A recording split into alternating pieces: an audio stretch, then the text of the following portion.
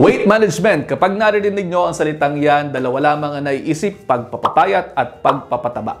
Bigyan nyo ako ng isang minuto, explain ko sa inyo yan. Hindi naman kasi laging pagpapapayat lamang ang dapat isipin kapag pinag-uusapan ang timbang. Meron din mga nahihirapang magpataba at ang weight management kapag kaya ng usapan, yung goal natin ay mag-achieve ng pagbabago sa timbang 1 to 2 pounds a week. Either magpataas o magpababa. Para naman malaman kung paano gagawin ang pagpapapayat at pagpapataba, best na magpakonsulta dahil kinakailangan nating malaman kung mayroon bang ibang mga sakit na dapat nating i-address. Kailangan ding malaman ang inyong current weight, height, BMI, body fat percentage para mayroon tayong baseline. Kapag mayroon na tayong mga ganyan, gagawa na natin ang programa yan na pag-aagrihan ng dietitian at ng pasyente. This way, magkakaroon ng active role sa kanyang kalusugan ng pasyente dahil pagkatapos ng konsulta, wala na naman dietitian na magsasabi sa inyo na, uy, tama na yan, o di naman kaya, uy, kulang pa yan. Ang dapat ay matuto kayo ng behavioral change at 1 minuto na ata ito. Sana, may natutunan kayo. And I really hope you are 1 minute wiser. I'll see you next time. Ingat!